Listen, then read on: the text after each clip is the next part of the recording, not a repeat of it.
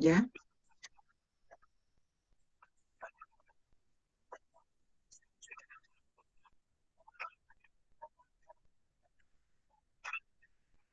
ya,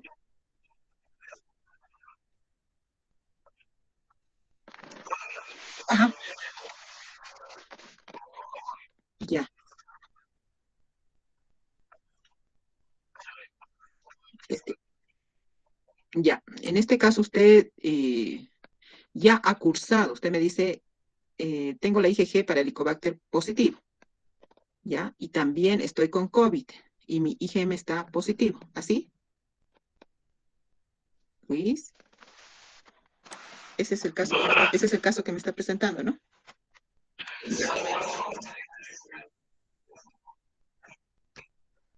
Ah, ya, mediante la técnica y el diagnóstico.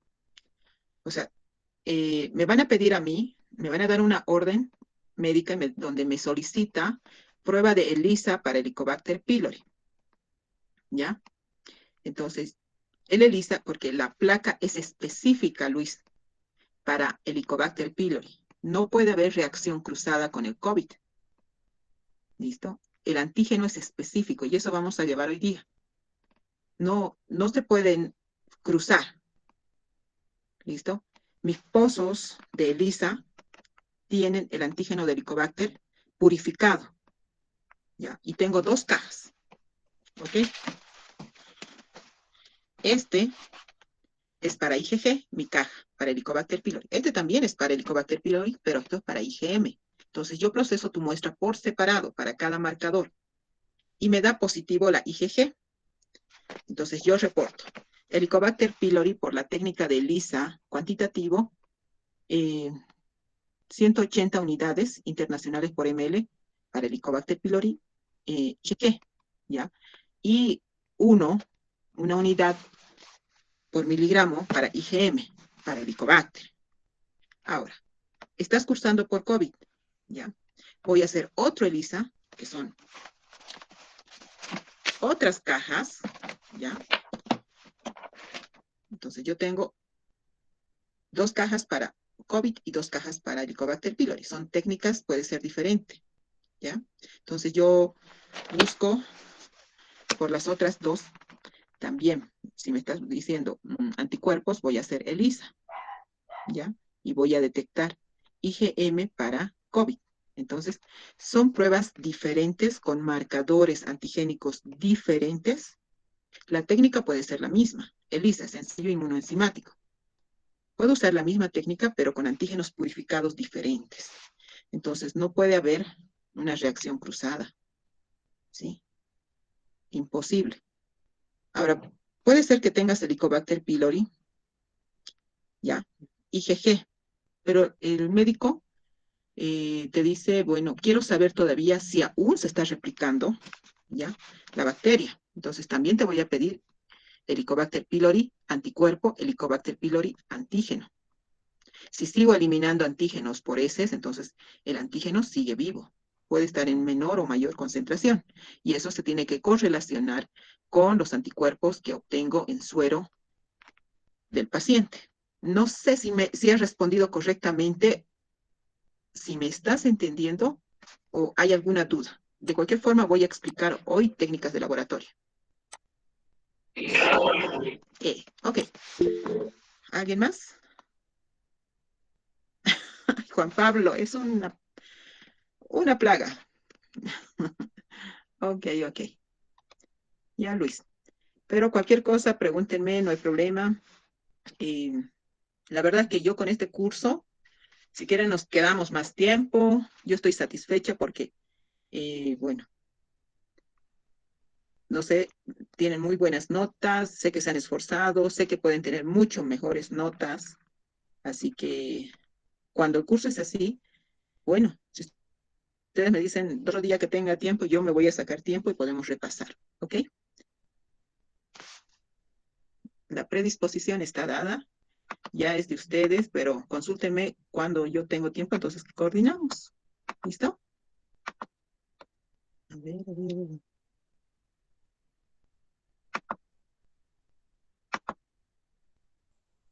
Nos hemos quedado, ¿en qué nos hemos quedado?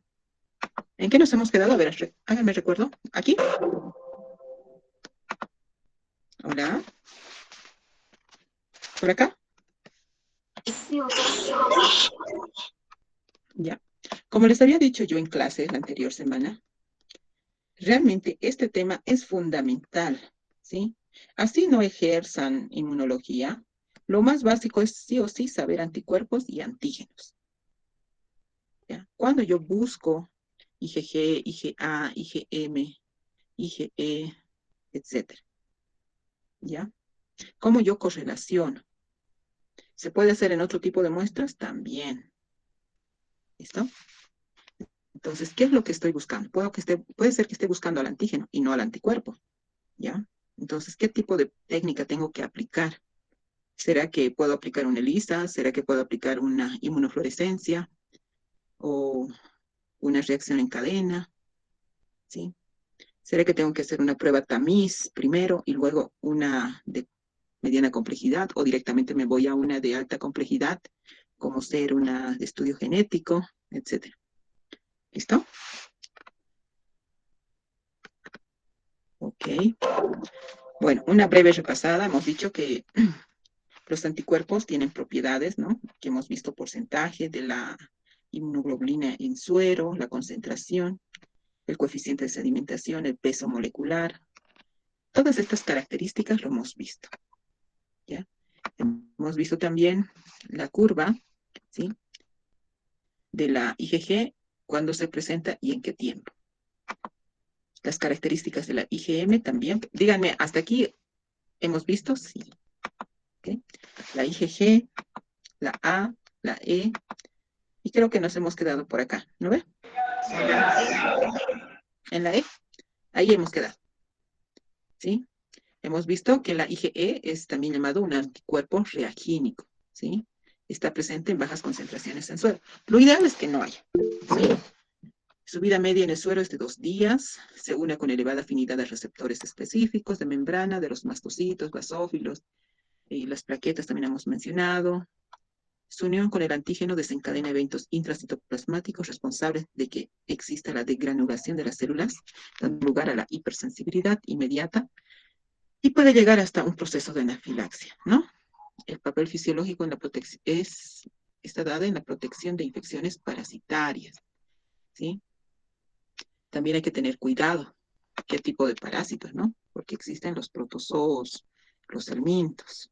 Entonces, nos daremos de cuenta de que frente a,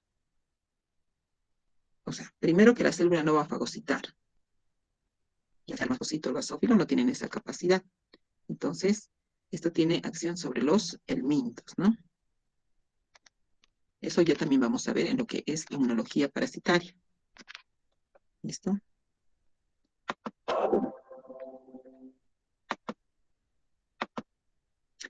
Muy bien. Veremos un poco de lo que es antígenos, ¿sí?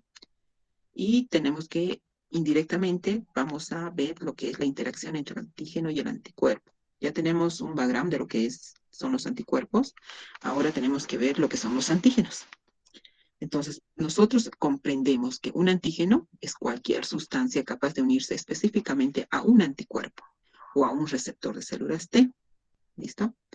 Entonces, para nosotros, antígenos, cualquier cosa extraña, entre los que pueden ser virus, bacterias, parásitos, hongos u otros. Cuando decimos u otros, pueden ser algunos alergenos, entre los que podemos mencionar medicamentos, ¿sí? Picaduras de insectos, ¿ok? Hasta incluso podemos mencionar los autoantígenos, cuando el organismo no se reconoce como propio y pierde la tolerancia inmunológica. ¿Listo? Inmunógeno. Las moléculas que originan una respuesta inmunitaria, inmunógeno. ¿Listo? Entonces, hay moléculas que pueden ser más inmunógenas y otras menos inmunógenas. ¿Ya? Y esto va a se va a dar cuando, de acuerdo a las características de la estructura del antígeno. ¿Listo? Mientras más determinantes antigénicos, más proteínas de superficie tenga la molécula antigénica, es más inmunógeno. ¿Ya? También tiene que ver mucho la estructura química de su cuerpito del antígeno. Entonces, vamos a ver también, y tiene un orden que le da la inmunogenicidad a cada antígeno. El apteno, ¿ya? Y es un antígeno, pero de bajo peso molecular, es pequeña y necesita, para estimular la respuesta inmune, unirse a un metal pesado, ¿ya? Esto es muy típico de las vacunas, por eso necesitamos refuerzos, ¿ya? Porque son aptenos que por sí solos no van a inmunizar a la persona. Entonces necesita tener un acarreador, a lo que llamamos coadyuvante, que vamos a ver. El determinante antigénico o epítope, ¿ya?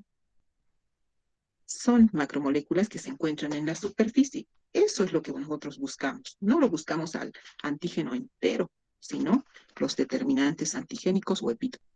Vayan, eso es una palabra clave, ¿ya? Porque para cuando nosotros veamos lo que es inmunología aplicada, necesitamos saber características específicas del determinante antigénico o epítope contra los que se van a ir la respuesta inmune. Multivalencia, la capacidad que expresa, ¿ya?, las defensas al unirse a las macromoléculas. ¿Ok?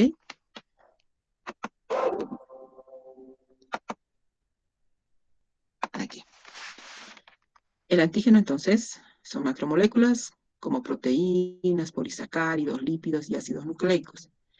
Ustedes lo tienen que ordenar. En su cuadernito van a poner en un orden de inmunogenicidad, ¿ya?, o inmunógeno. Entonces, el más inmunógeno son las proteínas. 1, pónganle. 2, carbohidratos o polisacáridos. 3, lípidos. 4, ácidos nucleicos. Ese es el orden. Cuantas más proteínas tenga un antígeno, es más peligroso y tiene la capacidad de estimular mucho más a la respuesta inmune, ¿ya? Entonces, en otras palabras, el ácido nucleico es el menos inmunógeno. ¿Listo? Ok. Los determinantes antigénicos o epítopes, ¿ya? Este es un término que se ha estado usando durante estos años y, bueno, aún se sigue usando, pero se ha ido acotando un término más, que son los PAMS, patrones antigénicos moleculares, ¿sí? PAMS, P-A-M-S, ¿listo? Es la forma del epítope la que es reconocida por un receptor específico de inmunoglobulinas. Si nosotros vemos la figurita, tenemos al antígeno. Fíjense, tiene 3 determinantes antigénicos o epítopes, ¿ya? Entonces, tenemos aquí que se está enlazando con uno de los brazos del anticuerpo A, que está reconociendo este determinante antigénico. En la parte inferior tenemos otro determinante antigénico. Fíjense, en esta es rectangular, ¿sí?, donde va a encajar el anticuerpo B. El siguiente determinante antigénico termina en una punta triangular y que es reconocida por el anticuerpo C. ¿Listo? Entonces, cada anticuerpo es específico para cada antígeno que expresa un determinado antígeno. Independientemente de cuál sea el antígeno, son específicos, ¿ya? Por eso cuando nosotros trabajamos en laboratorio, nuestro kit debe rastrear anticuerpos totales, ¿sí? Cuando rastrea anticuerpos totales es una prueba de tamizaje, de screening, de rastreo, ¿ya?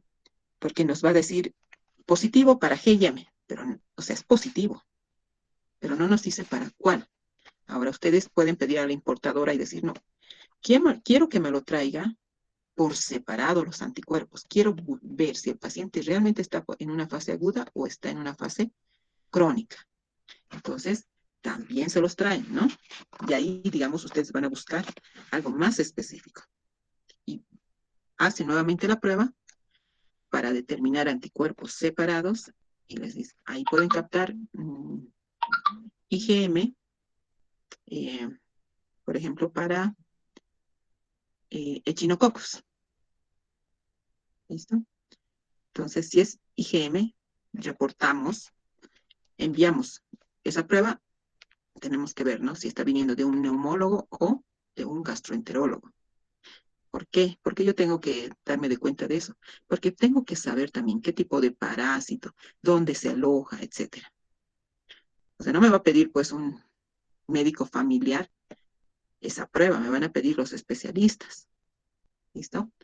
Entonces, si me está pidiendo un neumólogo es porque está sospechando de que el parásito, que es la tenia del perro, se está, puede ser que haya formado quistes hidatídicos y que estén bloqueando la correcta respiración a nivel pulmonar. Ahora, si me está pidiendo un gastroenterólogo o un hepatólogo, entonces el quiste hidatídico se está alojando a nivel del hígado. Entonces, todos estos aspectos nosotros tenemos que conocer y también a su vez ser bastante observadores, ¿sí? ¿De dónde está viniendo? Porque puede ser que ustedes le manden el resultado a un médico general que tal vez no lo está interpretando correctamente, ¿sí? Entonces mandaremos una nota también, ¿ya?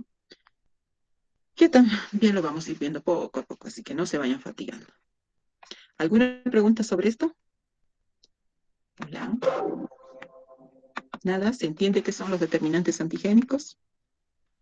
¿Se comprende qué es? ¿Sí? Hola. Sí, doctora, se entiende. Ok. Esto, no sé cómo le harán, pero ustedes lo tienen que memorizar, ¿sí? O sea, cuando, ¿sí?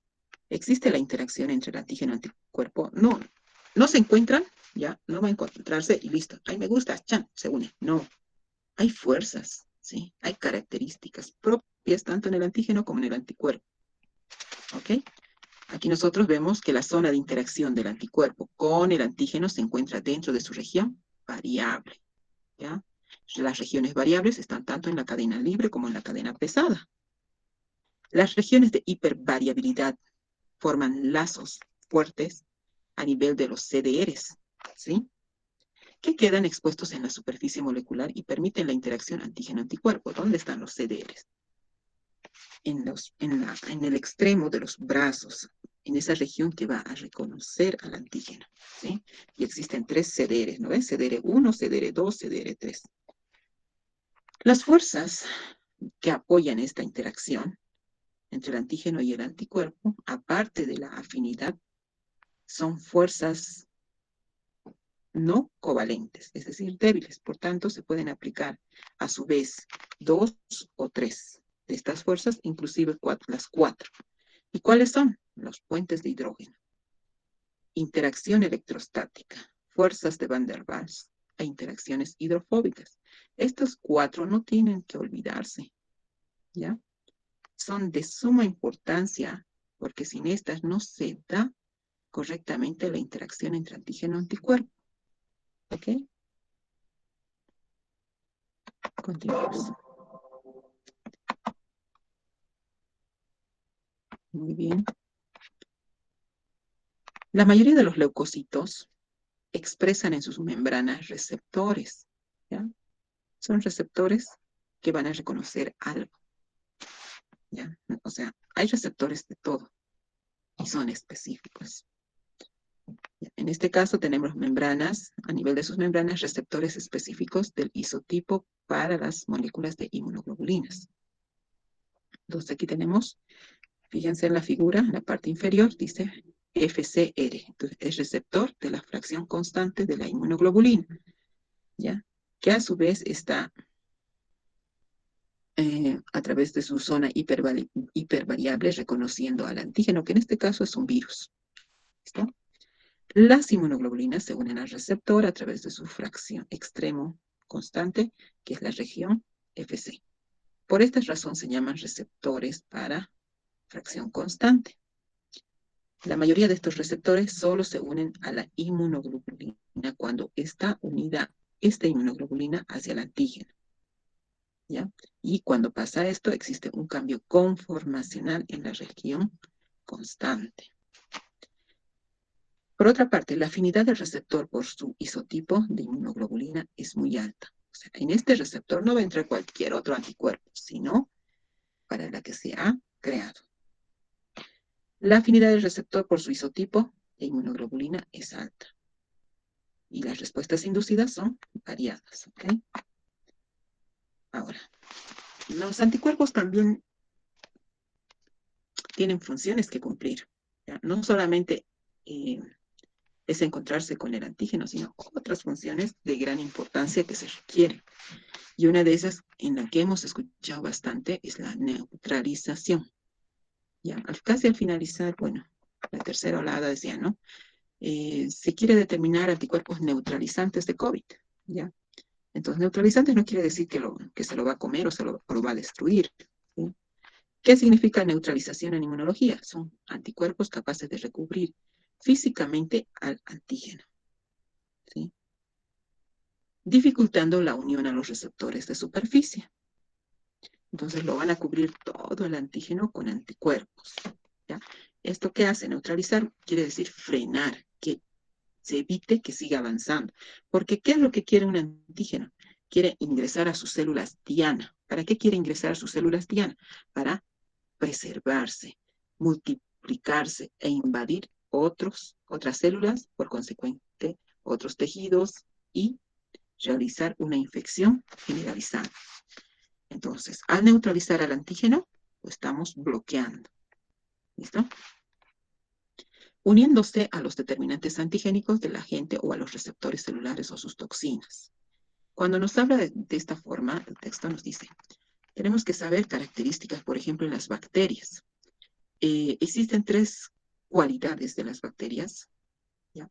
Una, cuando la bacteria necesita ingresar al tejido y recién causar daño. Otras bacterias se quedan en la superficie y lo que liberan son toxinas, y son las toxinas las que causan daño. ¿Ya?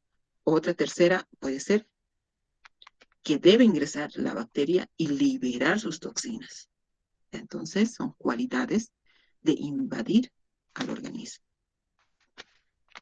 Activación del complemento por la vía clásica. Ya hemos visto, el complemento por la vía clásica por sí sola no se activa. Entonces necesita sí o sí la presencia de inmunoglobulinas, y no cualquier inmunoglobulina, ¿no? Hemos visto que utiliza la IgG y la IgM, y no utiliza uno. En el caso de la IgG, sí, requiere sí o sí 2 moléculas de IgG. En el caso de la IgM, por su característica pentamérica, una sola activa la respuesta por la vía clásica. La opsonización puede darse por la IgG, por la IgA. ¿Esto qué quiere decir? Opsonizar. Estos anticuerpos, como en la neutralización, se van a pegar al antígeno, ¿ya? Pero, en ese caso, van a venir los fagocitos. Y como ya están marcados, se los va a fagocitar. La citotoxicidad o citólisis puede estar dada por la IgG, IgA y la IgE. ¿Ya? Y esta citotoxicidad mediada por células dependientes de anticuerpos, en la que pueden participar las natural killer. ¿A qué se refiere? Hay una proteína que vamos a llevar, yo creo que la próxima semana, que se llama HLA. Cuando las células, por ejemplo, están invadidas por, o pueden ser células cancerígenas, ¿ya? ¿Qué es lo que pasa? Esta proteína ya no se expresa. Y como no se expresa, entonces la natural killer se va acercando y la proteína KIR que debería estar presente no está, entonces empieza a formar sus canales y a través de esos canales va a liberar sus toxinas compuestas de enzimas y va a provocar la lisis o la muerte de la célula. Por eso dice por citotoxicidad dependiente de complemento. O mediada por células dependientes de anticuerpos. Hipersensibilidad inmediata desencadenada por IgE, activando los mastocitos. La hipersensibilidad se va a dar cuando, digamos, esté ahí un parásito, un helminto, ¿ya? El primero en presentarse frente al helminto va a ser el mastocito, antes que el eosinófilo. El eosinófilo todavía ni sabe que hay un parásito. Está en circulación y recién el mastocito va a empezar este, a, ¿qué se dice? Aperturar sus receptores para que ingrese la fracción constante de la IgE. ¿Listo? Cuando esto pasa, porque no va a haber una sola IgE, cuando hay un parásito de estas características, se va a elevar, ¿ya? La IgE, entonces los mastocitos van a liberar sus enzimas y una de esas es ¿qué se llama esta? La que provoca parálisis. Ne- ¿Cómo es? Es una enzima que va a paralizar el sistema nervioso del parásito. ¿Ya? Entonces es como si lo volviera inválido el parásito. No puede moverse, no puede ingresar a una célula diana, no puede ingresar a un órgano. Entonces se queda ahí paralizada porque su sistema nervioso ha sido atacado por una de las enzimas de los mastocitos. Mientras está haciendo ese trabajo, está liberando histamina también. Y la histamina está favoreciendo a que las células del vaso endotelial o de las venas o de las arterias empiecen a activarse para que exista el rodamiento y la diapédesis de los eosinófilos, ¿sí? Entonces, todo esto es una cadena que necesita estar en constante activación. ¿Ok? Inmunidad de mucosas mediada por IgA. Tenemos a los receptores poli, inmunoglobulina o componente secretor. El anticuerpo principal de las mucosas es la IgA secretora, ¿sí? Que tiene estructuralmente dos componentes principales, la cadena J y el componente secretor, sin las cuales ya no puede movilizarse a nivel de la mucosa, ¿sí? ¿Y qué función tiene esta inmunoglobulina A? Va a ser neutralizante, porque lo que quiere es que no ingrese a las células, y sobre todo cuando hay la región de las células M, ¿sí? Que aparentemente se considera como una zona de debilidad, porque a través de ellas puede ingresar. Inmunidad neonatal mediada por IgG materna, que también hemos visto y hemos hablado la anterior semana. La única inmunoglobulina que ingresa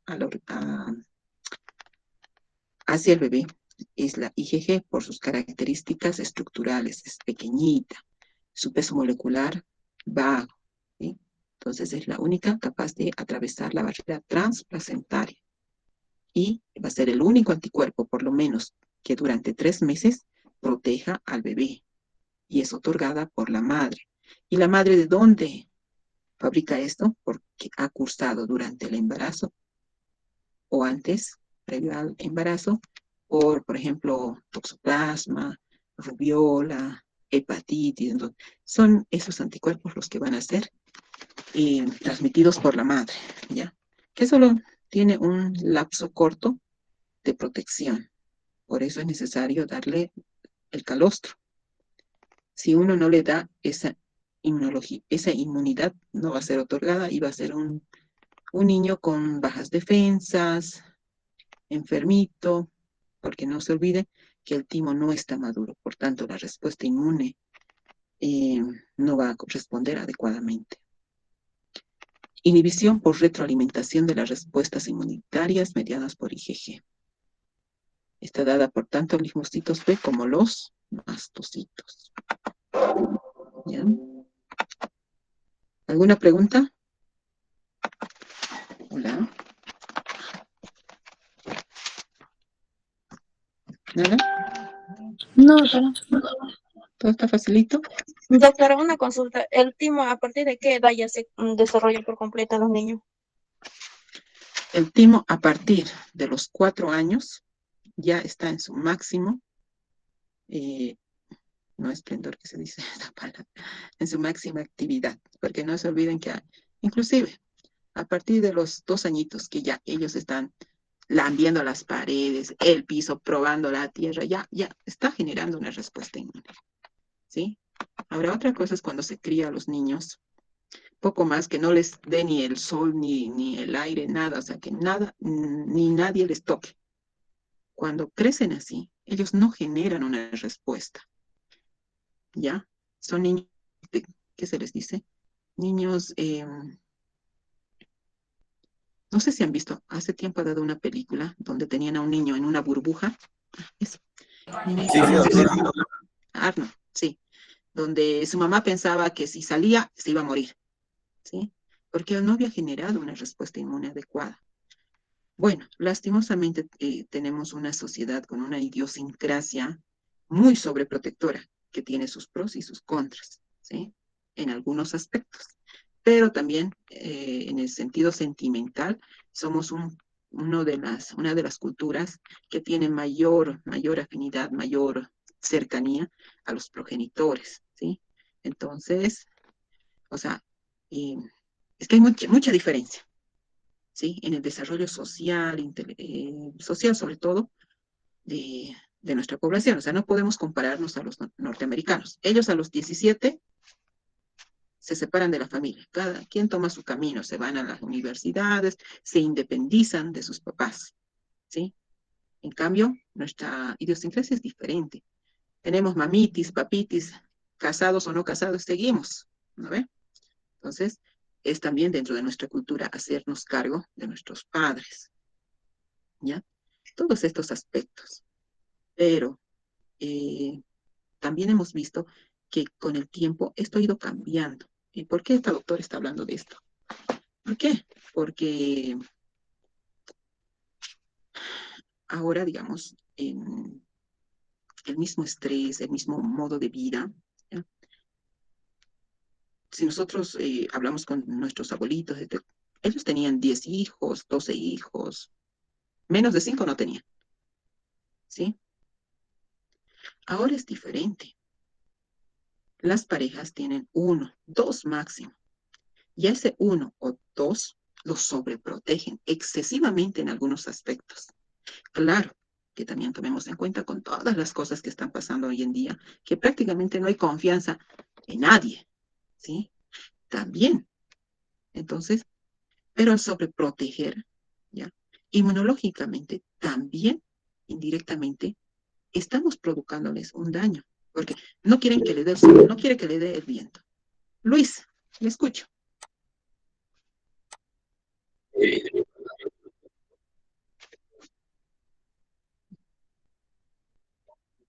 Porque se atrofia, ¿ya? A partir de los 65. Por eso su respuesta inmune baja, al igual que en los niños. Ellos no tienen el timo maduro, ¿ya? Y en los tercera edad ya se ha atrofiado, se ha empequeñecido, ya no tiene la función. Y cuando pasa eso, los pocos, ya, por ejemplo, la IG, recuerdan que les he dicho, la IgA es el anticuerpo que se mide tanto en niños como en la tercera edad. ¿Por qué? Porque es una de las defensas que sí o sí se requiere medir en esos rangos o en esos extremos de la vida. No sé, ¿algo más, Luis, que quiera preguntar? ¿Nada? Ok. Bueno, todos estos cuidados, a ver.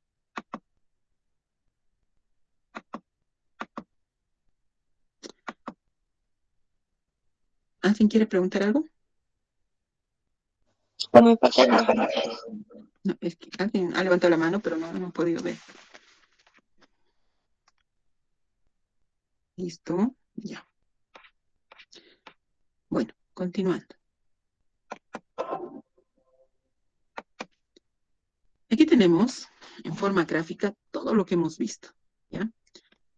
Tenemos el anticuerpo que está en la parte central, que va a reconocer al antígeno, que fíjense, estos como chinchoncitos redonditos en su superficie, estos son los determinantes antigénicos. Entonces, eh, su zona hipervariable va a reconocer, ¿ya? En este caso tenemos un linfocito B que en su membrana está expresando anticuerpos con característica IgD e IgM, ¿Listo? ¿Recuerdan la teoría? Tienen bajo esta forma como un receptor que debe reconocer a los determinantes antigénicos, ¿ya? Y alertar la respuesta inmune. Por eso nos dice el punto 1, activa los linfocitos B. Cuando esto sucede, el linfocito B puede ser de memoria o puede ser una célula plasmática, dependiendo qué tipo de respuesta se esté dando. Cuando es una célula plasmática, pues su función única y exclusiva es la de sintetizar o secretar anticuerpos. Por otro lado, tenemos al antígeno, cuyos anticuerpos están recubriendo al antígeno. A esto se denomina opsonización, ¿ya? Son anticuerpos que están bajo la función de trabajo de ser opsoninas. Ahora, al ser opsoninas, están marcándolo al antígeno. Ahora, en el tercer gráfico vemos cómo los receptores de color celestito que están en la superficie del fagocito o de la APC se han activado y se va a acomodar la fracción constante del anticuerpo que ha reconocido el determinante antigénico y se lo va a empezar a fagocitar. ¿Ya? Mientras eso está pasando, también esta bacteria, en este caso, fíjense, ha liberado toxinas. ¿Sí? Pero estos anticuerpos también están reconociendo estas fracciones pequeñitas y están formando complejos inmunes circulantes que serían antígeno-anticuerpo. En la 4 tenemos a la célula NK, o puede ser un eosinófilo que está cargado con todo su armamento enzimático, y al reconocer el antígeno a través de la IgE, cuyo receptor se activa de la célula, esto va a pasar reacciones internas para liberar y estas granulaciones, a su vez, van a ir a atacar al antígeno y otras van a ir a estimular la presencia de otras células. En el siguiente, que es la actividad o función 5, cuando ya sea eosinófilo o mastocito libera las granulaciones enzimáticas que van a ir a destruir al antígeno. Y finalmente, cuando tenemos la activación del complemento por la vía clásica, requerimos que estén en este caso 2 IgGs o una IgM en la superficie del antígeno. ¿Listo? La inmunidad humoral está mediada por anticuerpos que están producidos por linfocitos de la línea B. ¿Listo? Esto, si ustedes no se han olvidado, cuando hemos visto el tema de la hematopoiesis, hemos visto que existen 2 linajes, el linaje mieloide y el linaje linfoide. ¿Ya? Vamos a ir más o menos retrocediendo un poquito y vemos que el sistema inmune humoral posee la capacidad de responder a diferentes antígenos produciendo diferentes clases de anticuerpos. ¿Ya? O sea que no solo hay un solo tipo. Diferentes porque entre el transcurso de la vida vamos a estar en contacto con variantes virales, diferentes características de los determinantes antigénicos de cualquier antígeno. Puede ser, y es algo característico, por ejemplo, del Chagas, ¿no? Que va a variar un aminoácido cada 3 generaciones. Y ese aminoácido es el que va a cambiar. Y bueno, evitar de esta forma que se plantee una vacuna, por ejemplo. La respuesta inmunitaria humoral es diferente en las diferentes localizaciones anatómicas. ¿Ya? La producción de todas las clases de anticuerpos se inicia a través de la interacción de los antígenos con un pequeño número de linfocitos B maduros que expresan ya sean IgM o IgD específicos de reconocimiento antigénico. Entonces, no se olviden que la IgM, cuando aún no se ha diferenciado, puede expresar 2 tipos de anticuerpos, la D y la M. Pero recuerden que la M, ustedes dirán, pero la M es pentamérica. ¿Sí? Cuando trabaja como receptor es monomérico.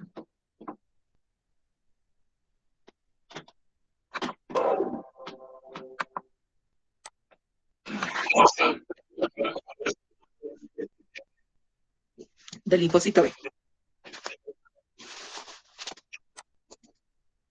Ah, ok, ok, ok. Listo, listo, listo. Muy bien. Hablaremos del linfocito B. En el ser humano, los linfocitos B se preprocesan en el hígado durante la mitad de la vida fetal. ¿Sí? O sea, se inician ¿ya? Y en la médula ósea al final de la vida fetal y tras el nacimiento. ¿Ok? Se descubrieron por primera vez en las aves que tienen un órgano de preprocesamiento especial llamado bolsa de Fabricio. Por eso es que lleva ese nombre. ¿Ya? Linfocitos B por la bolsa, para designar. Ahora, de esta gráfica. De esta gráfica yo no les voy a pedir que se memoricen los CDs, porque no les compete a ustedes. Eso, CDs ya es de especialidad, pero sí deben saber ciertos detalles. Y aquí nos dice que los precursores de los linfocitos B residen en la médula ósea, ¿sí? Porque ahí alcanzan a su madurez. No son como los linfocitos T. Entonces tenemos aquí el estroma. Ya sabemos que es el estroma, que es el entorno donde va a estar la célula madre, ¿no? Ya, fíjense que esta es una célula pluripotencial que expresa CD10, CD19, CD38, MHC clase 2 y que va a dar lugar a la célula pro-B temprana. Esta pro-B temprana expresa sus receptores, ¿sí? Y va ya en su superficie va a expresar CD45, R, receptor, CD19, 38, 40. Y fíjense, va aumentando el CD, ¿sí? Ahora, ¿qué me interesa que sepan de aquí? Que entre la etapa célula pro-B tardía y célula pre-B, ¿sí? Hay un reordenamiento de los genes de la inmunoglobulina. Es en esta etapa que van a decir, yo necesito IgS, porque ha entrado un antígeno que está causando hipersensibilidad. No. Puede ser que otro organismo diga, no, ha entrado una bacteria. Entonces, necesitamos que se sintetice IgM. ¿Ya? Es en esta etapa. Y fíjense, en esta etapa ya los CDs van a ir variando. CD45R, CD19, que es particular de la célula B, CD38, CD40, CD20, ¿sí? Entonces, célula pro-B tardía y célula pre-B. En esta etapa de las células, etapa de maduración, donde va a haber un reordenamiento para que se dé lugar a un anticuerpo específico. ¿Ya? La célula B inmadura y la célula B madura van a expresar ya receptores de superficie. Entonces, también fíjense que van a expresar IgM, IgD, pero la IgM monomérico, no pentamérico, porque está ahorita trabajando como receptor. Estos CDs se deben notar su presencia, cuantificar y decir, por ejemplo, ¿por qué necesitamos saber esto? Porque nos piden poblaciones linfocitarias. ¿Y para qué necesita saber un médico las poblaciones linfocitarias? Por ejemplo, un paciente con VIH nos dicen, queremos un control de poblaciones linfocitarias. Esto se hace por citometría de flujo. Es una técnica de laboratorio que utiliza un citómetro de flujo, ya sea de 4 colores, 7 colores, 8 colores. Eso ya son características del equipo, donde nosotros vamos a preparar la muestra sanguínea. Por ejemplo, para los pacientes con VIH se toma sangre periférica, ¿ya? Tenemos los tubos especiales que se llaman tubos Trucont. Esos Trucont tienen ya como una malla en la base y nosotros colocamos 50 microlitros. Si no, tenemos que tomarle 1 litro al pobre paciente. Suficiente 1 ml de sangre para ver linfocitos. Tomamos 50 microlitros y lo marcamos con los marcadores, o sea, de anticuerpos contra el CD19, CD40. ¿Ya? Y hacemos correr en el equipo y el equipo nos va a sacar así como puntitos. No sé si han visto en algún lado. A ver. A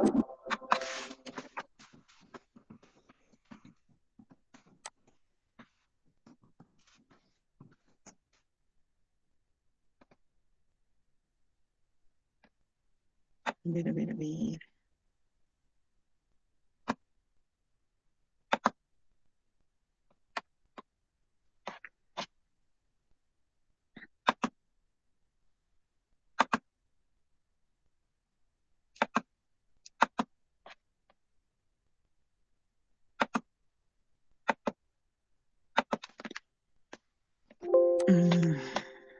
No sé si están viendo mi pantalla. Fíjense aquí, nos dice morfología y citometría. Entonces, el equipo que va a hacer, va a separar las poblaciones celulares. En la parte inferior voy a ver linfocitos, los monocitos, los polimorfonucleares, que están agrupados, ¿ya? Entonces, eh, obviamente hay que tener experiencia. Esta es una de las áreas en nuestro medio que recién se está abriendo, ¿ya? En Bolivia hay solo 2 bioquímicos que manejan esta área. Entonces, si en algún momento ustedes quieren ver alguna opción, puede ser esta una, ¿ya? Son especialistas que a través de la citometría pueden dar un diagnóstico presuntivo de qué tipo de leucemia, cómo son los leucemias linfoblásticas, mielocíticas, agudas, crónicas, todo un montón de tipos de leucemias que hay, ¿sí? También si hay eh, enfermedad Hodgkin o Hodgkin, etcétera, ¿ya? Entonces, a través de reconocer y ver, por ejemplo, aquí nos dice, nos muestra las poblaciones por separado. Pero cuando hacemos citometría, solamente tomamos en cuenta un tipo de células, ¿ya? Por ejemplo, aquí. Aquí yo veo poblaciones linfocitarias, exclusivamente. Entonces, este grupito, no me interesan los polimorfonucleares, no me interesan los monocitos, solamente me interesa ver los linfocitos. Entonces, fíjense, esta sección en rojo me los separa en los cuadrantes. ¿Quiénes son linfocitos T? ¿Quiénes son linfocitos B? ¿Y por qué me interesa saber? Porque no se olviden que en el VIH, el virus le gusta los linfocitos, o sea, su hábitat, su célula diana es el linfocito CD4. Entonces yo tengo que saber si el CD4 está disminuido, está normal, está elevado. Y en los pacientes con VIH, si el virus no ha sido controlado, pues mi linfocito CD4 estará, ¿cómo estará? ¿Disminuido o elevado? Hola, Hola, ¿cómo está Arnold? ¿Qué me dice? En pacientes con VIH, ¿cómo estarán mis linfocitos? Disminuido, doctora. Muy bien, Jimena, disminuido. Pero no cualquier linfocito, exclusivamente los linfocitos T, CD4, porque dentro de ellas el virus se va a reproducir, multiplicar tanto así, va a estar se ha reproducido tanto que la célula explota. Y los virus que salen de ahí van a ir a buscar otros linfocitos. Ya, Arnold, me sorprende sus respuestas. Ya, entonces, y así. Y va a ser una forma de destruir a los linfocitos T, CD4. Para eso me interesa saber poblaciones. ¿Y, y dónde yo los utilizo a los linfocitos B? En inmunodeficiencias. Y una de estas, por ejemplo, en enfermedades como artritis, lupus, por ejemplo, que se ha vuelto casi ya una prueba de exigencia para las unidades de terapia, de medicina interna. ¿Por qué? Porque nuestros pacientes después del COVID, ¿sí? Se han exacerbado sus respuestas inmunológicas, es decir, que su IgG, su IgM se ha disparado, o sea, están formando harto anticuerpo, que ha llegado un momento en que ya no reconocen como propio su cuerpo y nos están autoatacando, se están autoatacando. ¿Y qué hacen los médicos de medicina interna? Tienen que frenar al linfocito B y les están dando supresores, como el rituximab. ¿Ya? El Rutix, ¿qué hace? Va a ir a destruir a los linfocitos B, que son los que están fabricando anticuerpos. El detalle es que no están, en algunos pacientes, tal vez para algunos la dosis de una ampolla es suficiente, ¿ya? Para otros no. Entonces cada organismo reacciona diferente. Lo que se quiere es encontrar el punto medio, porque el médico le pone el tratamiento de Ritux, ya los esquemas, y destruye todo. La anterior semana tenía una paciente, Noemí se llama, que le han dado Rituxi, ¿cómo les puedo decir? Ha tenido 2 controles. En el primero tenía 174 linfocitos B. Ha tenido otra sesión de supresión y tenía un linfocito B. ¿Ya? Porque no puedo decir, a mí me ha salido en citometría 0,7, pero no puedo decir, pues 70% de un linfocito. No, tengo que decir un linfocito. Entonces, hay que tener cuidado. Tampoco pueden aniquilar la respuesta inmune y ponerlo en cero, porque ya, frena el linfocito B y ya no va a sintetizar anticuerpos. Y esa otra persona, el paciente, se puede enfermar de cualquier otra cosa, porque no tiene defensas. ¿Ok? No Doctora, sé ¿es si... un neurodepresor? ¿Perdón? El rituximab que usted menciona, ¿es un neurodepresor, ese medicamento? ¿O qué? Inmunosupresor. Inmunosupresor. Inmunosupresor, ok. ¿Ya? También está la prednisona, ¿no? O que es oral, hay endovenoso, etcétera. Depende esto ya de los médicos, sus esquemas, ¿sí? Y como laboratorio nosotros tenemos que darles herramientas y decirles, bueno, ¿está yendo bien su tratamiento o no? Ellos ya a través de los resultados del laboratorio dirán, ah, no, tengo que aumentar, tengo que disminuir, lo tengo que mantener. ¿Listo? Entonces, cada paciente reacciona diferente. ¿Sí, Jimena? Perdón, doctora, rituximab funciona como un analgésico de amplio espectro o como inmunosupresor, nomás ambos. Como inmunosupresor. Bueno, gracias.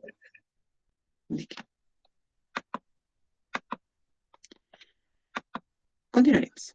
Doctora, solo para confirmar, las enfermedades autoinmunitarias, o sea, son atacadas a los linfocitos B, los linfocitos T.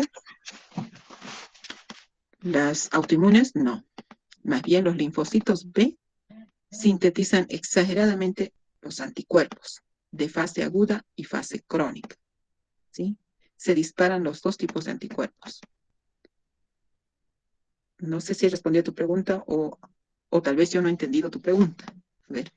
No, dijo que, por ejemplo, en el caso del SIDA, ataca al linfocito B y Linfocito T, CD4.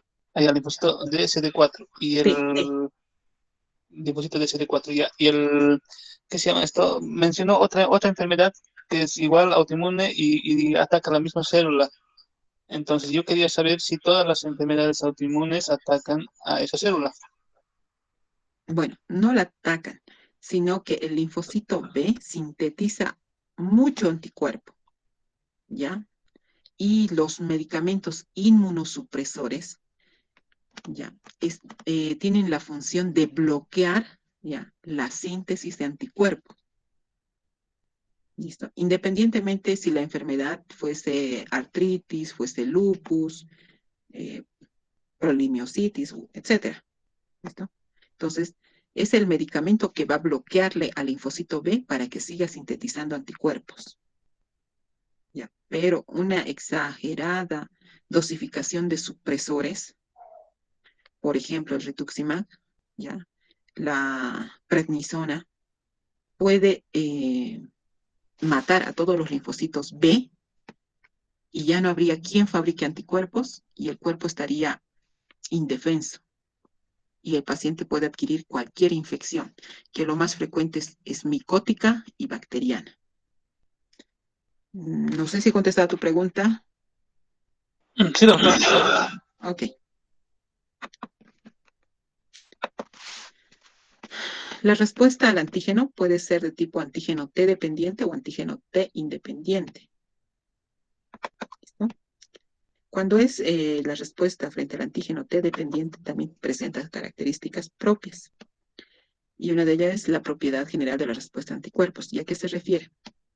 Los antígenos proteicos, que son los más inmunogénicos, no inducen respuestas de anticuerpos en ausencia de linfocitos T. ¿Sí? Por tanto, el timo dependiente o antígeno T dependiente requiere. No se olviden, cuando el linfocito, la APC, ¿sí? Se lo fagocita a un antígeno.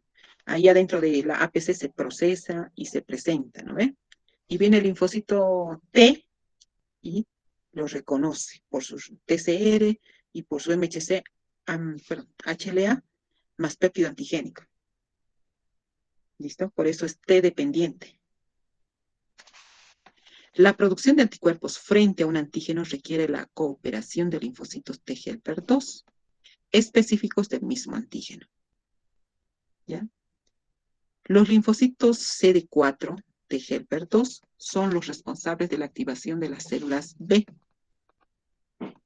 ¿Listo? Respuesta especializada, distintos isotipos de IgG, anticuerpos de afinidad alta y memoria duradera. Entonces, cuando la respuesta inmune es T dependiente, requiere tenemos la APC, tenemos el linfocito T y el linfocito B, 3 participantes, ¿sí? En cambio, cuando es T independiente, tenemos a la APC, puede ser a la APC o directamente el antígeno y el linfocito B, ¿sí? Por eso es T independiente, no participa el linfocito T, ¿ya? ¿Y qué es lo que pasa? La ayuda prestada por las células T helper al linfocito B puede darse a 2 niveles. Puede haber un contacto directo entre el CD40 del linfocito B y el CD40L, ¿ya?, del linfocito T helper, ¿ya? Está controlada por factores solubles, las citocinas. No se olviden que las citocinas son moléculas, mediadores químicos que van a ser emitidas por una célula y van a ser recepcionadas por otra, ¿ya? Este control de factores solubles, a través de las citocinas, inducen cambios del isotipo selectivo. ¿Listo? Las células T helper regulan la producción de anticuerpos por la célula B y también regula su isotipo que determina la solución efectora del anticuerpo. ¿Ok? Esto lo hemos visto. Formación de anticuerpos por las células plasmáticas. Aquellos linfocitos B específicos frente al antígeno aumentarán de tamaño inmediatamente y adquirirá el aspecto del linfoblasto, que es una célula más grande. Existen, por si acaso, 3 tipos de linfocitos B, ¿no ve? En tamaño: grande, el mediano, el pequeño. ¿Listo? Ya eso en hematología lo van a ver sus características de tamaño, de estructura. Algunos linfoblastos se diferencian hasta formar plasmoblastos, que son los precursores de las células plasmáticas, que también hemos visto que las células plasmáticas son medio ovaladas, necesitan un citoplasma más amplio porque necesita que tengan retículo endoplasmático rugoso, liso, aparato de Golgi, ya que estos son organelos que van a armar y ordenar para que se dé los anticuerpos. ¿Listo? Los plasmoblastos comienzan a dividirse a una velocidad de 1 vez cada 10 horas, aproximadamente tienen 9 divisiones. Y en 4 días produce una población de 500 células por cada plasmoblasto original. Cada célula plasmática madura produce anticuerpos a una velocidad de 2000 moléculas por segundo. Este proceso continúa varios días o semanas hasta que la célula plasmática se agote o muera, ¿sí? Entonces, imagínense, 4 días en producir una población de 500 células. Y cuando se matan a todas, ya. ¿Aquí qué tenemos? Tenemos al antígeno, ¿sí? Aquí tenemos al linfocito B, que está expresando receptores, ¿ya? Receptor de las células B para el antígeno sobre la superficie de la inmunoglobulina. Cuando tiene esta función, tiene el trabajo de una APC. Ahora, ¿listo? Esta APC está reconociendo al antígeno. Lo va a procesar y lo va a mostrar unido al MHC clase 2. Cuando esto pasa, el TCR lo reconoce. Este TCR es exclusiva de los linfocitos T helper CD4. ¿Ya? Cuando pasa la interacción del MHC unido al antígeno con el TCR, hay un reordenamiento interior, ¿ya? Y emite citocinas. Estas van a dar lugar a que se dé lugar a la proliferación de linfocitos B, que dé células B de memoria, o linfocitos B que dé lugar a los plasmocitos que van a generar anticuerpos. ¿Listo? En esta etapa el linfocito B está como una APC. No se olviden que eran 4 APCs profesionales. Acá tenemos una APC que está fagocitando a una partícula viral, a un virus. Fíjense aquí, lo procesa, lo fagocita, lo pone en un fagolisosoma, lo corta en varios trocitos y lo muestra a través de su MHC, que es reconocido por el TCR del linfocito T helper, CD4, y empieza a activar, ¿sí?, a las células T helper, y puede tener 3 vías diferentes. La célula T helper de memoria, ¿ya?, por un lado, que va a estar hasta cuando se la necesite. Células T helper CD4 va a estimular a las células T citotóxicas CD8. Esta, que va a dar a través de su TCR, da lugar a que la APC que está presentando al péptido antigénico muera a través de sus toxinas. ¿Listo? Y se va a quedar como una célula T citotóxica de memoria, CD8. Por otro lado, las citocinas van a estimular a los linfocitos B, que van a expresar sus receptores, que reconocen el antígeno y que van a dar lugar a 2 tipos de células, ya sean de memoria o sean plasmocitos que generan anticuerpos. Estos gráficos tienen que ir asimilándolos porque en base a esto está todo lo demás. Las propiedades de la respuesta a anticuerpos es de tipo primaria y de tipo secundaria, no se olviden. ¿Ya? ¿Y cuándo es primaria y cuándo es secundaria? En la tablita vemos que cuando existe latencia tras la inmunización, la respuesta primaria generalmente estará dada entre 5 a 10 días y la respuesta secundaria entre 1 a 3 días. Ya quiere decir que ya ha habido un previo contacto, por eso la respuesta secundaria es más rápida que la primaria. La respuesta máxima, ya, en la respuesta primaria es menor y en la secundaria es mayor. El isotipo de anticuerpo. En la primaria la IgM estará en mayor concentración que la IgG y en la secundaria habrá un aumento de la IgG, ¿ya? Y también podemos cuantificar IgA, IgE. Al respecto, nos dice cuantificar IgA, IgE. Los 5 isotipos que hemos visto hasta el momento, podemos cuantificarlas independientemente de la enfermedad. ¿Sí? ¿Y a qué me refiero? Cuantificamos en sangre anticuerpos totales. ¿Ya? Me piden el GAMDE de los 5. También es un modo de evaluar la patología. ¿Ya? Entonces me piden ¿cómo es? Cuantificación del GAMDE y yo cuantifico cantidad total de IgG, IgD, IgA, IgM, IgE. ¿Ya? Entonces tengo ya unas tablas que van de acuerdo a edad. Otros, por ejemplo, los pediatras piden solamente la A y la E. La A, pues ya vamos a ver por qué. Y la E, si es que está cursando por un proceso de hipersensibilidad, ya un proceso alérgico, etc. En cambio, me pueden pedir también, por ejemplo, en el caso de fase aguda, fase crónica, a ver, ¿contra qué puede ser? IgG para Chagas, IgM para Chagas, ¿sí? Entonces, algo específico a un antígeno.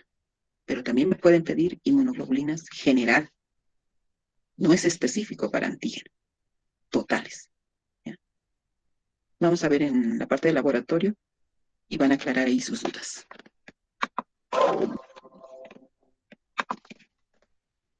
Ya. Afinidad del anticuerpo. Existe afinidad media, ¿ya?, y más variable en la respuesta primaria y afinidad mayor en la secundaria. También está inducida por todos los inmunógenos en la respuesta primaria porque recién está conociendo y en la respuesta secundaria está inducida por antígenos proteicos. ¿Ya? La inmunización requerida está de acuerdo a la dosis de antígenos relativamente altas en la primaria Y en la secundaria, las dosis de antígeno pueden ser bajas. ¿Ya? Entonces, esto acabamos de ver. Aquí tenemos dos gráficas. En la primera vemos semanas, el tiempo en semanas versus la concentración del anticuerpo. La respuesta primaria, ¿ya?, se eleva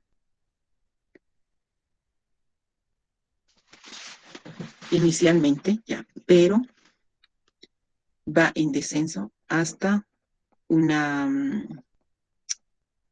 ¿qué se llama esto? Mantenerlo constante, ¿sí? Y va a desaparecer en un momento dado, en el tiempo. En cambio, la IgG es la que se va a perdurar, pero en la etapa de secundaria. ¿Listo? El pico es más lento en desaparecer. Aquí es la IgG.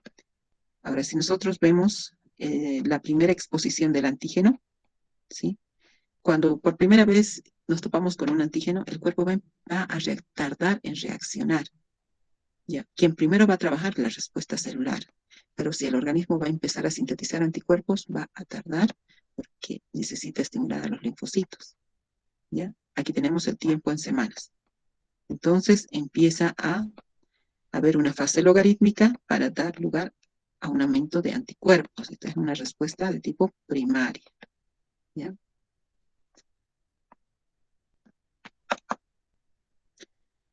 Formación de linfocitos B de memoria y la respuesta secundaria.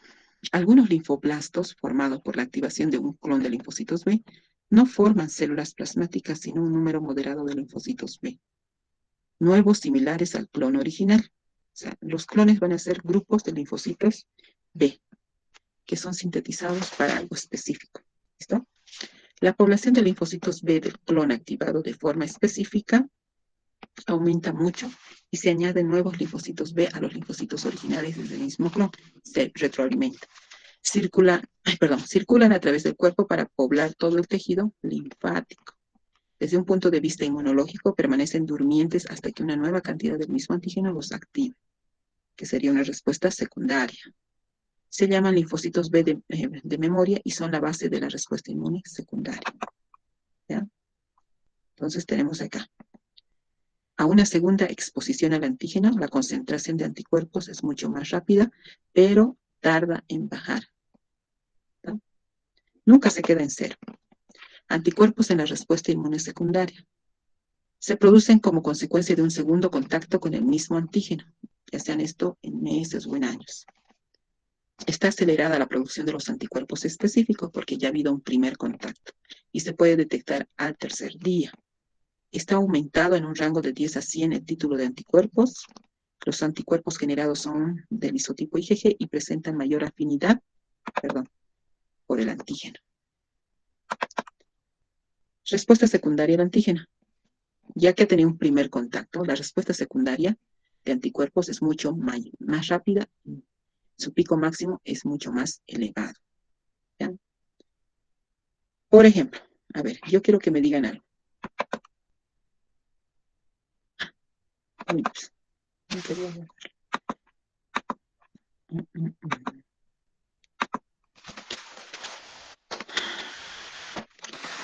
En la respuesta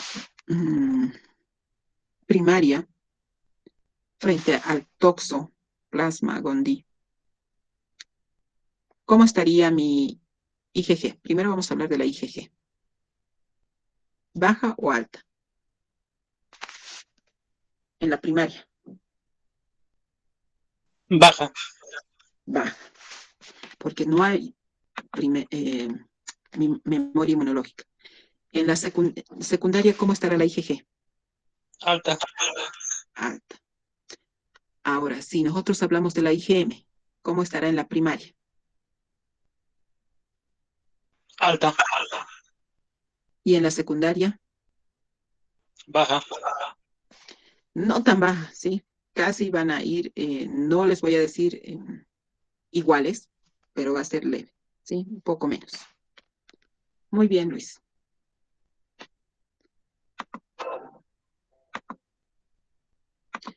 Respuesta al antígeno T independiente. Entonces, en esta, como es independiente, ya no participa el linfocito T. ¿Listo? Y aquí nos dice, los antígenos no proteicos, como los polisacáridos y lípidos, inducen respuesta de anticuerpos sin necesidad de que trabaje el linfocito T, colaborador. ¿Ya? Por tanto, son antígenos timo-independientes o T-independientes. Antígenos T-independientes tipo 1 y tipo 2. Cuando es de tipo 1, la actividad intrínseca de inducir la proliferación y diferenciación de linfocitos B. Cuando es de tipo 2, no poseen actividad policlonal y esta respuesta está mediada exclusivamente por IgM de alta afinidad. ¿Ok? ¿Alguna pregunta? ¿Ninguna?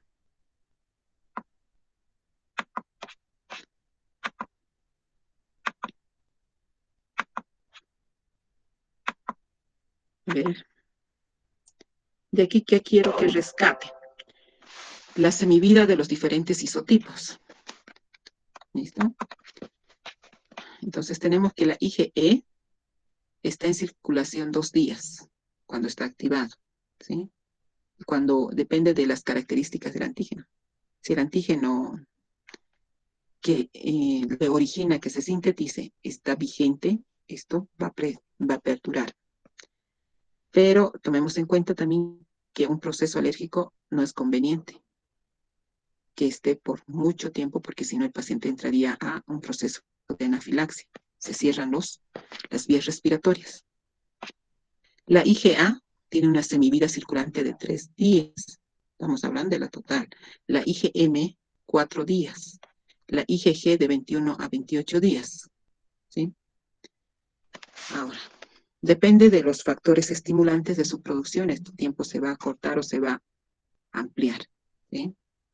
Cuando, por ejemplo, en pacientes trasplantados, la IgG es lo que el médico trata de neutralizar. Pero, pero no se olviden que cuando un paciente es trasplantado, el órgano que va a recibir, por mucha compatibilidad que exista, ese órgano también va a expresar proteínas o determinantes antigénicos propias del paciente de origen, del donante. Por muchos lavados, por mucha compatibilidad que exista entre donante y receptor, ¿sí? El receptor se va a sensibilizar, es decir, va a sintetizar anticuerpos y tarde o temprano va a dar un rechazo. ¿Ya? Cuando existe buena compatibilidad y buenos cuidados, el órgano puede estar hasta 30 años viable. Pero durante esos 30 años, el paciente se está sensibilizando, está fabricando anticuerpos de tipo IgG, los cuales deben ser evitados por los médicos tratantes a través de supresión. ¿Sí?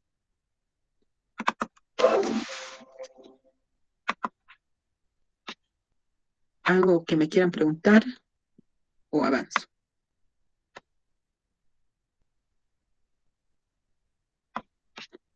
¿Todo está claro? Sí, todo sí. Ya. A ver, algo que les quería mostrar.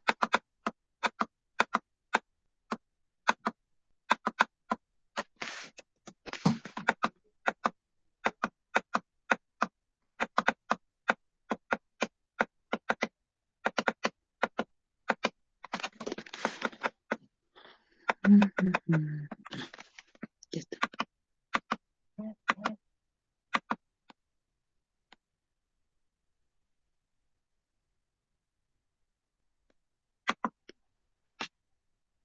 Ok.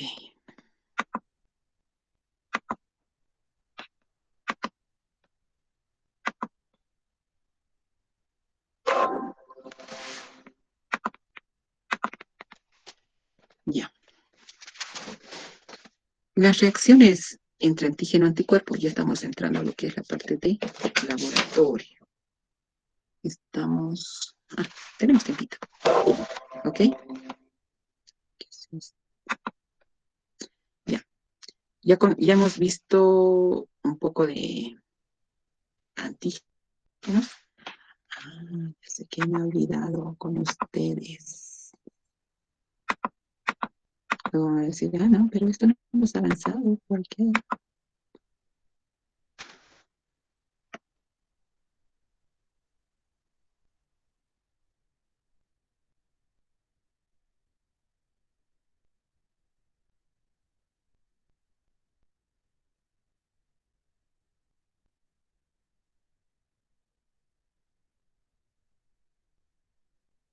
Ya sé que me he olvidado. Dios. Y si paso al laboratorio no van a entender esto.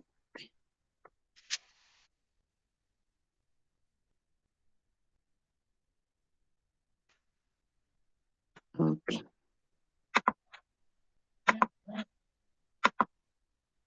Ya. Características del inmunógeno. Entonces, hemos dicho que un inmunógeno puede tener diferente origen, ¿ya? Y puede provocar diferentes patologías. Por tanto, debo saber el origen, la complejidad, el tamaño, etcétera. Y, por ejemplo, neumonía lobar, proliferación de neumococo. Debo saber el origen que me indique que la albúmina humana inyectada de un individuo a otro no produce respuesta inmunológica, ¿ya? ¿A qué se refiere? Cuando nosotros, eh, bueno, lo bueno hoy en día es que ya todos los reactivos son comerciales, ¿sí? Ahora, ¿cómo lo desarrollan? Ya es otro caso. Hasta hace unos 15 años, nosotros producíamos nuestras proteínas, nuestros anticuerpos. ¿Y cómo lo hacíamos? Por ejemplo, yo necesitaba un control positivo de anticuerpos antilinfocitos T, ¿ya? Necesitaba muestra de sangre, muestra de suero que tenga anticuerpos que maten a los linfocitos T. ¿Y dónde voy a buscar eso? Tenía que hacer protocolos de inmunización. ¿En qué? En conejitos. Entonces yo agarraba un conejo de Castilla de más o menos entre 1,5 kilos para adelante y le inyectaba linfocitos purificados en su orejita con estas jeringas de insulina, ya 500 microlitros, día por medio. Es un esquema. ¿Y el conejito qué hacía? Si le estoy poniendo linfocitos humanos, el conejito va a fabricar anticuerpos contra esos linfocitos, ¿ya? Y luego, ¿qué es lo que yo necesitaba, que yo utilizaba como control positivo? Agarraba al conejito, lo estiraba y le hacía una punción cardíaca, ¿ya? Contaba, ¿no? La tercera vértebra y entraba al corazón y a uno de los ventrículos y aspiraba unos 10 ml de su sangre. No se puede aspirar más de 20. Ese procedimiento se hacía máximo 3 y luego lo hacía dormir al conejito porque ya no era mucho torturarlo. Entonces, en esas funciones yo obtenía la sangre del conejito, separaba el suero y ya tenía mis anticuerpos antilinfocitos, ¿ya? Entonces, aquí nos indica que la albúmina humana inyectada de un individuo a otro no produce respuesta inmunológica, porque no se olvide que nosotros tenemos en circulación albúmina, que es una de las proteínas que están en mayor concentración, ¿ya? Complejidad, molécula inmunogénica, compleja mayor, cuya capacidad de producir respuesta inmunitaria sea mayor. Entonces, hay antígenos más complejos, otros menos complejos, ¿ya? Y algo que no hemos hablado, creo, ha sido con relación a los determinantes antigénicos. Existen dos tipos, determinantes antigénicos conformacionales y determinantes antigénicos secuenciales o lineales, ¿ya? ¿Y cuáles son los más fáciles de reconocer por la respuesta inmune? Son los lineales, porque exhiben libremente las zonas de reconocimiento. En cambio, si fuese conformacional, se tiene que usar proteasas que hagan que se abra la proteína y muestre los determinantes antigénicos que el anticuerpo va a reconocer, ¿ya? El tamaño, las moléculas de peso inferior a 5.000 rara vez son inmunogénicas, salvo unidas a una proteína transportadora que ya habíamos mencionado, ¿no? Moléculas de 10.000 o más de peso molecular son altamente inmunógenas, por eso son antígenos potentes. Ahora, grupos químicos, la terminación ácida o básicas fuertes, aminoácidos, tirosina, fenilamina, aumentan la respuesta del antígeno. La configuración óptica, polipéptidos con aminoácidos dextrógiros, son no inmunogénicos. Cuando son levógiros, son inmunogénicos. Buenos. Carga eléctrica. Las moléculas cargadas eléctricamente mayor tienen mayor poder inmunógeno que las neutras. ¿Ya? Naturaleza química. Las proteínas con un peso molecular más de 6.000 son buenos inmunógenos y son los que tienen mayor capacidad de estimular la respuesta inmune. Los polisacáridos. Su capacidad antigénica varía de especie a especie. Hay grupos de exosas responsables de antigenicidad. Los lipopolisacáridos. Como ser ¿qué son los lipopolisacáridos? Son endotoxinas de los gram negativos. En los gram positivos son los peptidoglicanos, ¿ya? Las glicoproteínas tienen capacidad antigénica dada por cadena de carbohidratos. Los antígenos de grupos sanguíneos, por ejemplo, ¿ya? Los polipéptidos sintéticos cuya complejidad de molécula aumenta, aparece la capacidad de respuesta inmunitaria. Los ácidos nucleicos, pobres inmunógenos, ¿sí? No son estimulantes adecuados de la respuesta inmune. Los lípidos no son inmunogénicos, ¿ya? Excepto los cardiolipinas, que son un tipo de fosfolípidos. Los microorganismos, cuya pared celular de bacterias, ¿sí? Estas moléculas pueden presentar también ser proteínas, ácidos nucleicos, polisacáridos, lípidos, o sea, la estructura de su cuerpo, ¿ya? Pueden ser lipoproteínas, lipopolisacáridos, peptidoglicanos. El citoplasma, donde se encuentran enzimas, proteínas ribosomales y ácidos nucleicos. Aquí tenemos bacterias que expresan determinantes antigénicos cuya estructura son lipopolisacáridos, ¿ya? Aquí tenemos un anticuerpo que ha reconocido y está unido a un polipéptido. Entonces será una proteína. Aquí vemos un virus. Este virus, donde están viendo en la parte superior, ¿no?, externa de su estructura, ¿ya? Esos son sus péptidos antigénicos, ¿ya? Entonces, a diferencia de otros antígenos, los virus pueden presentar capas, ¿sí? Capa, pared, y en cada una existen determinantes antigénicos específicos. Y eso es lo que se busca en laboratorio. Bien. Cuando veamos la parte clínica, vamos a ver cuáles son esos determinantes antigénicos específicos de cada especie. El virus presenta macromoléculas de gran capacidad inmunogénica, permite inducir la inmunidad humoral y celular, variación de las moléculas, las mutaciones son de gran importancia, sobre todo en los virus, como la influenza, la hepatitis A, la B y la C, y pueden conducir a producir anticuerpos específicos, ¿sí? El control genético. No todos los individuos de una especie responden de forma idéntica a un estímulo antigénico, ¿ya? Para algunas razas son más predisponentes. Por ejemplo, la hepatitis B, ¿ya? Es más predisponente en la raza asiática, en los chinos. No así para los europeos o los latinos, ¿ya? Nosotros, por ejemplo, tenemos más predisposición a enfermedades, por ejemplo, la diabetes. Tenemos genes predisponentes para el desarrollo de diabetes.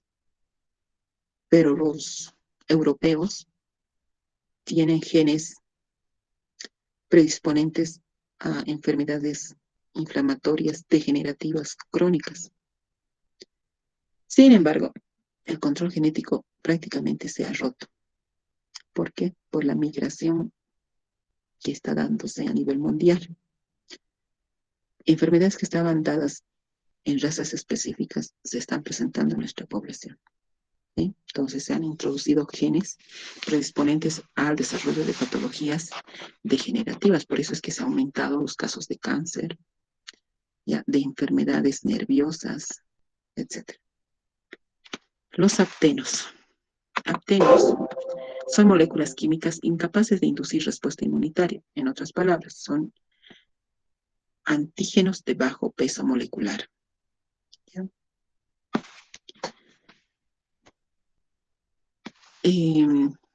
¿Cuándo se considera de bajo peso molecular? Cuando son menor a 10 kilodalton.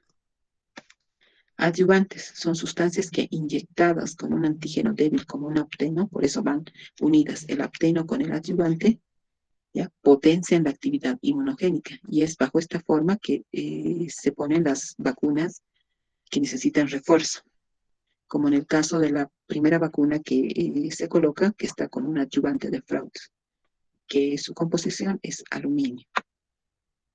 ¿Ya? Entonces aquí tenemos el apteno, que es un antígeno pequeñito, no estimula la respuesta, por tanto está unido a un coadyuvante, que es un transportador o carrier, ¿ya?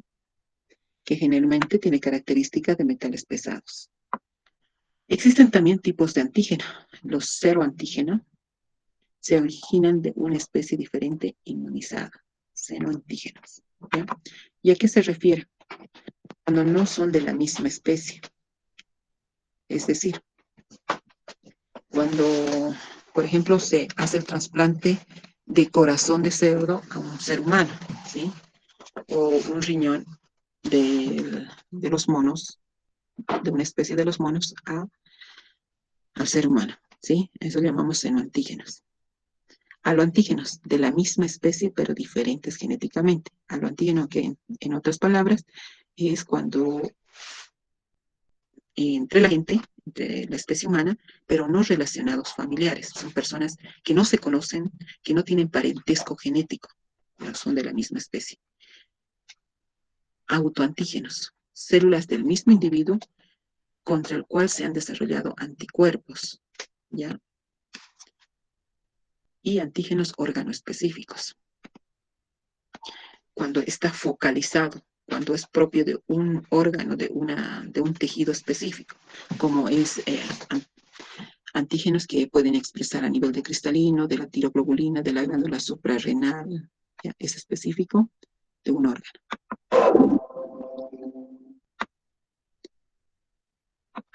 Antígenos específicos de especie. Individuos de una misma especie que diferencien de los antígenos análogos de otras especies. ¿Está? Antígenos ocultos. Este es realmente ya no son tan ocultos, han sido descubiertos.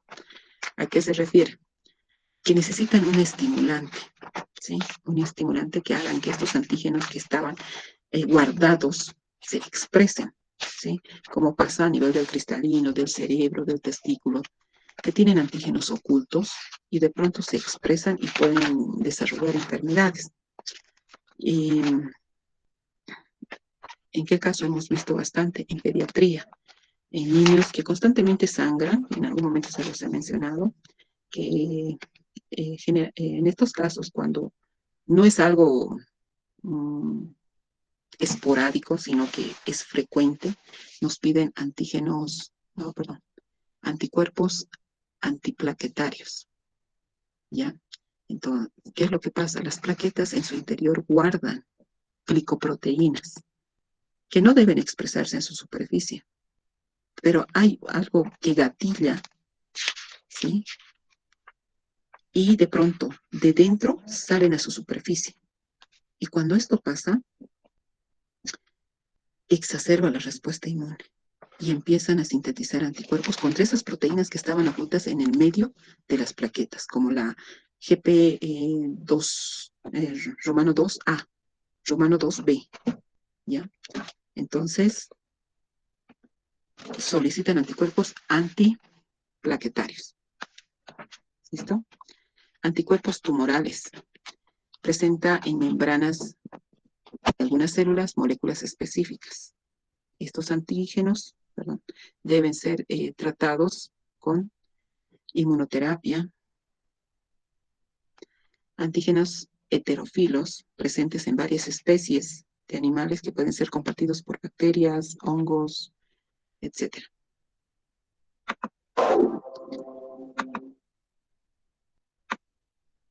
Antígenos de Forssman.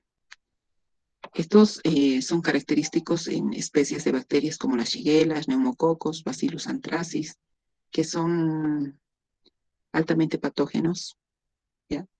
Los antígenos de reacción cruzada, que van a haber en algunos casos y que son de gran importancia, que están compuestos y tienen un mismo núcleo y producen anticuerpos diferentes.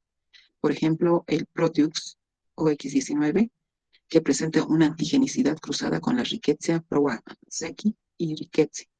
¿Listo? Entonces, nos puede dar un falso positivo, ¿ya?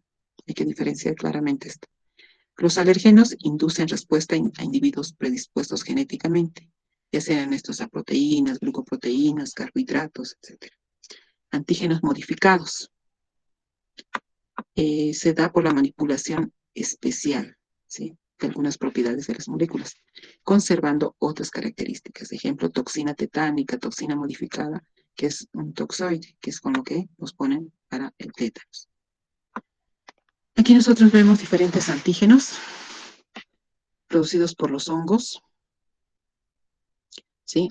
Ahora se ha hecho muy frecuente un hongo que está invadiendo el sistema nervioso central de los ¿qué se llaman estas? De las cucarachas, de los insectos sobre todo, ¿sí? Entonces van creciendo en la parte superior de sus cabecitas y se está internalizando.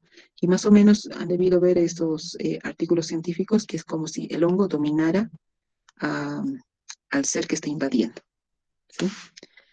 Los alergenos de las cucarachas, cuando veamos la parte de inmunología frente a parásitos, vamos a ver, las cucarachas tienen determinantes antigénicos específicos y es una especie tan resistente que es una de las que pues ha soportado la bomba de Hiroshima y seguro va a perdurar cuando desaparezca la humanidad, ¿no? Porque ha estado ahí por miles de años.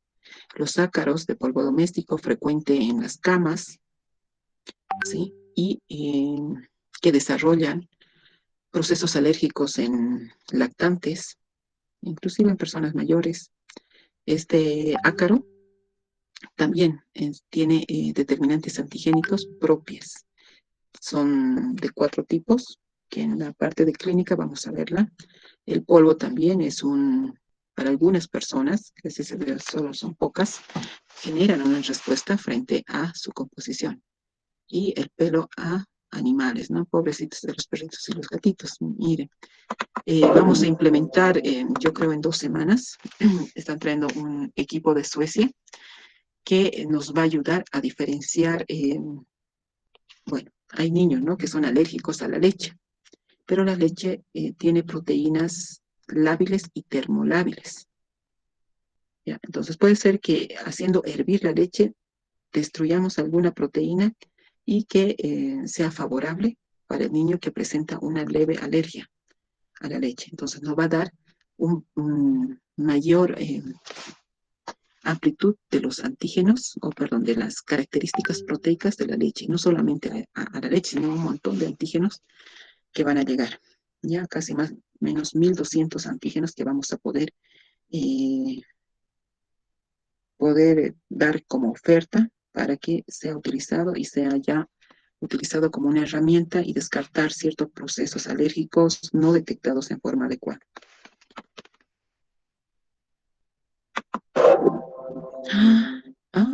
¿Y a qué hora van a dar su repaso? Hola. Señoritas, jóvenes. No sabemos. Ay, Luis, ya. Me deben porque ya no les queda tiempo. Al otro darán 2. Está facilito. ¿O quieren dar? Doctora, tenemos clase de laboratorio nosotros. Sí, pues, no, ya. Pobrecitos, ¿cómo los voy a sacrificar? Sí, pues, doctora. Sí, me deben uno de hoy día, van a dar al próximo 2, ¿está bien? El próximo lunes, doctora. De 5 preguntas, doctora. Al próximo lunes, exacto, Mauricio. Feriados, doctora. ¿Feriado? ¿Por qué? De una pregunta con cámara prendida, doctora. Son unas plagas ustedes. Todo lo tienen fríamente pensado. No hay miedo, doctora. ¡Oh! Está bien, eso me gusta. Esa voz me gusta. Está bien. Ya, al próximo 3. 3 procesuales me dan. Muy bien. Si se dan de cuenta, realmente es como un cuento que le tienen que seguir el hilo. Continuo. Y es bonito. Realmente tienen que apasionarse con, o sea, decir, wow, existe esto, existe, sí. Y nosotros como laboratorio podemos hacer muchas cosas para dar solución a tantas enfermedades. ¿Listo? Ya, terminaremos con esto. Fotoantigenicidad. Ya. El DNA pobre antigénicamente, pero que puede estar expuesto a la luz ultravioleta, después puede presentar ya antigenicidad elevada o potente. Antígenos de los eritrocitos.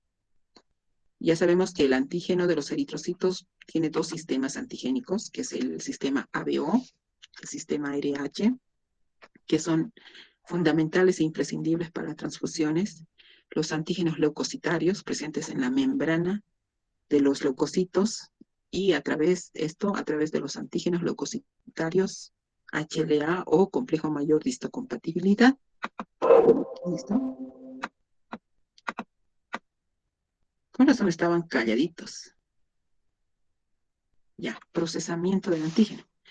También tenemos que mencionar a los superantígenos. Yo cuando era estudiante decía, wow, ¿cómo serán los superantígenos? Deben estar con sus capitas. Los superantígenos son moléculas de virus, toxinas, de bacterias que interactúan entre el antígeno de HLA y el receptor de linfocitos T.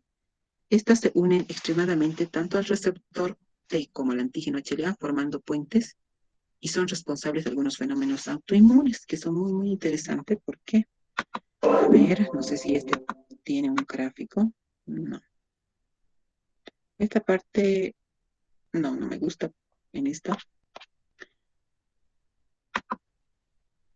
¿A qué se refiere cuando hablamos de, a ver, de superantígenos? Nosotros sabemos que cuando la APC procesa y destruye el antígeno y presenta a través de su HLA un fragmento pequeño, viene el TCR y lo reconoce del linfocito T. ¿Sí? Pero ¿qué pasa con el superantígeno? El superantígeno no está aquí al centro y no puede ser reconocido por el TCR. El superantígeno sí ha sido procesado, pero se ha ubicado a un lado del HLA o del MCH. Entonces, cuando el TCR viene, ya no lo encuentra, entonces no puede haber una respuesta inmune clásica. ¿Listo?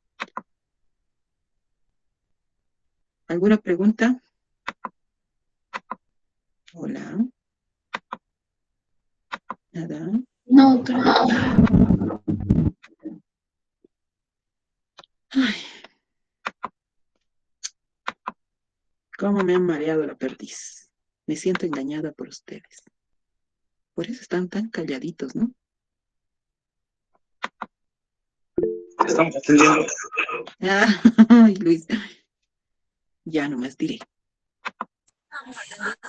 Sí, baby. Me escucho. ¿Qué ha pasado?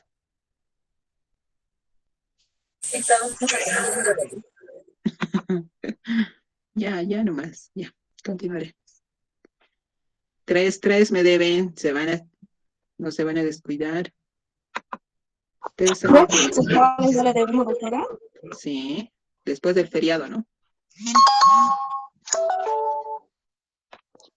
Ya no se van a descuidar, saben que los procesuales les ayuda en sus notas. La otra opción es directo al examen y la nota de laboratorio. Yo creo que ahí muere. Ya. Reacciones antígeno-anticuerpo. Son reacciones que se realizan en el laboratorio clínico para detectar la presencia ya sea del antígeno o del anticuerpo. Son específicas, se producen mediante enlaces no covalentes, ya hemos visto, son 4. En algunas de ellas pueden ocurrir reacciones cruzadas por contener un mismo determinante antigénico. En el caso de algunas bacterias, ¿sí? Por ejemplo, aquí cabe mencionar el Streptococcus, ¿sí? Que es una bacteria, ¿ya? Que tiene una proteína cuya característica es similar a las células cardíacas, ¿ya? Por eso que la respuesta inmune ataca al corazón, los anticuerpos, porque piensa, o sea, que ha avanzado hasta ahí el estreptococcus. ¿Ya? Entonces hay daño cardíaco. Por eso se les indica, ¿no?, a las mamás, por favor, evitar que todo el tiempo esté el niño con problemas de bueno, no, los papás no conocen, ¿no?, los estreptococos, nada. Entonces, evitar que se resfríen, que estén con amigdalitis y todo eso, para evitar la complejidad de la reacción cruzada de las células cardíacas con el estreptococcus.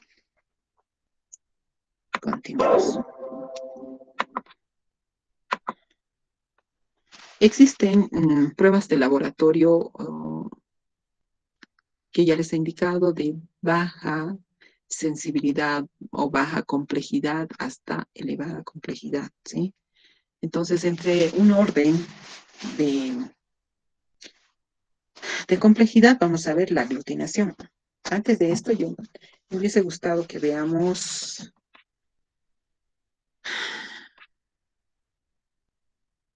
ya, no hay problema, veremos esto.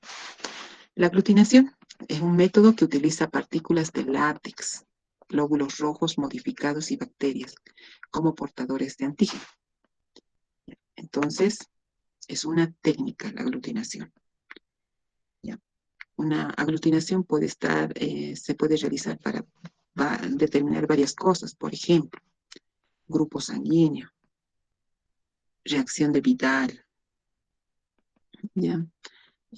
Factor reumatoideo, ¿qué más? Proteína C reactiva,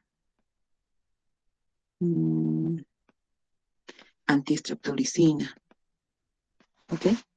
Entonces, nos dice que la aglutinación puede ser directa o puede ser indirecta. Directa directa de las bacterias por los anticuerpos presentes, es reacción de Vidal. ¿La reacción de Vidal para qué es? Para determinar salmonela, pero como su sensibilidad es tan baja, se prefiere pedir un hemocultivo, ¿ya? También podemos hacer mediante la aglutinación directa detección de brucelosis. Aglutinación indirecta con partículas de látex recubierta del antígeno. Ejemplo, la detección de Neisseria, meningitis, Cryptococcus. Y aquí nos dice en la primera parte que una de las partículas de gran importancia es el látex. O sea, en mi reactivo yo voy a tener el látex recubierto ya sea por el anticuerpo o ya sea por el antígeno. Ustedes eso me van a avisar y me van a dibujar. Y es una tarea que voy a poner porque va a ser hasta después del feriado. ¿Ya? ¿Qué quiero que hagan? Yo les voy a pasar los prospectos de esas pruebas de aglutinación y ustedes van a leer la primera parte, que es introducción, el primer y segundo párrafo de cada prueba y van a interpretarlas gráficamente, ¿ya? Enseguida les voy a mostrar qué tipo de gráficos yo quiero. para que ustedes me digan, doctora, ¿sabe qué? El látex no había estado recubierto por el antígeno, sino por el anticuerpo. Y en esta otra prueba, no había estado recubierto por el anticuerpo, sino por el antígeno, y viceversa. O puede ser que en otros detecte anticuerpo a anticuerpo. Solamente que me dirán, de qué parte del anticuerpo es reconocido el otro. ¿Ya? Continuamos. Acá. Esta es una gráfica que se llama gráfica de prozona. Esto es importantísimo, así. ¿Por qué? Porque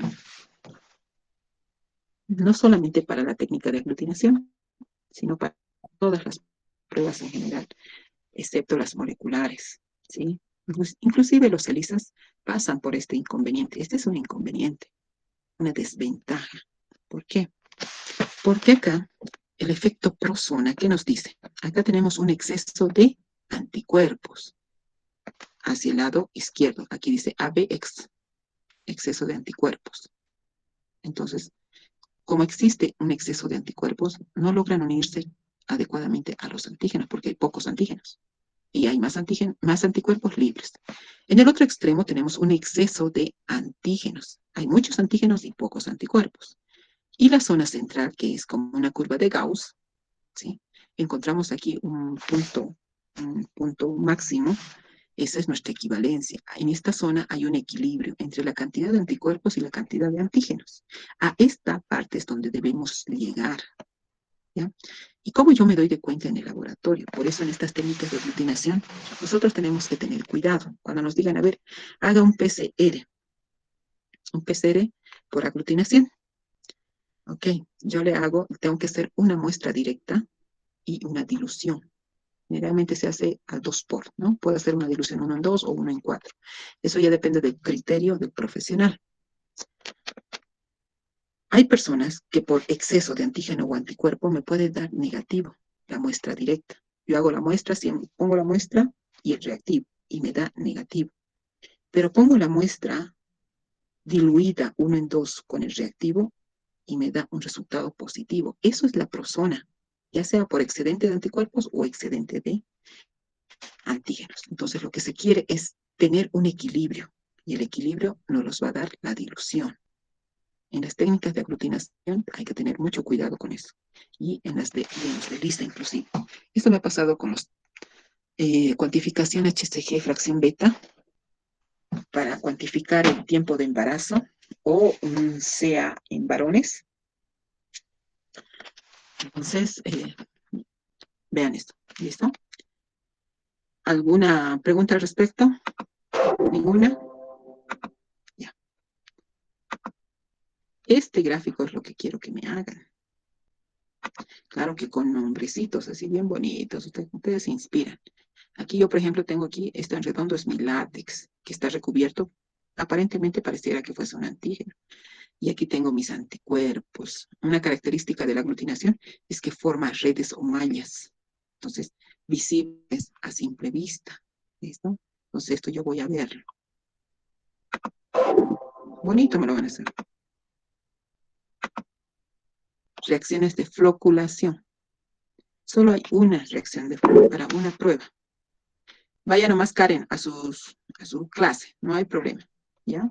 Ya sabe la tarea. Igual lo voy a colocar a la plataforma. Tienen entonces la reacción de floculación. La reacción de floculación es para una sola determinación, que es el PDL. Para sífilis, es la única prueba por floculación, que ya se está descontinuando. ¿Sí? En la floculación tenemos el carbón activado, y en el carbón activado tenemos 3 tipos de antígenos: la lecitina, el colesterol y la lipina. Y hacemos contacto con el suero del paciente, que puede o no tener anticuerpos. ¿Listo? Ay, perdón. A ver, ¿qué más nos falta?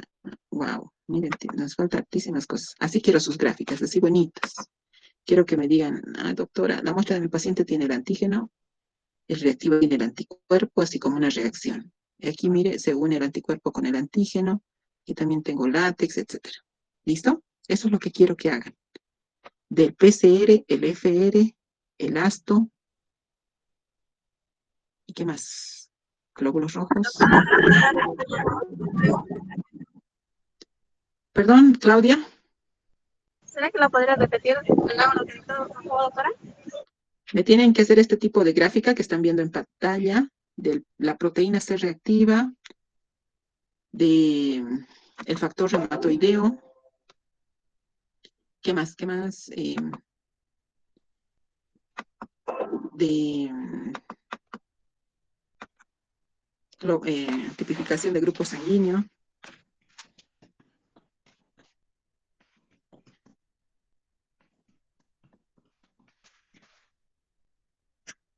¿A qué me refiero? Aquí.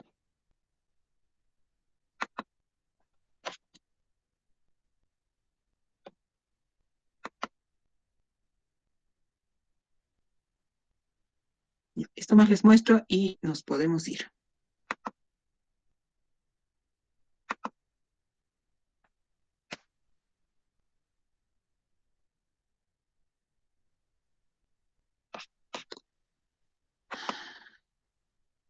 Dame paciencia.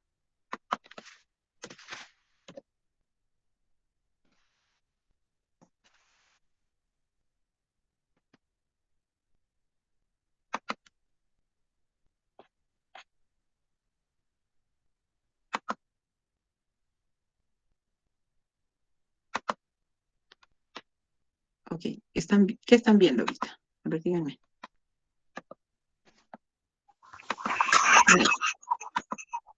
Ya. Aquí está lo... Ay, ¿dónde está? ¿Dónde está? Ah, listo. Yo les voy a pasar esto a la plataforma.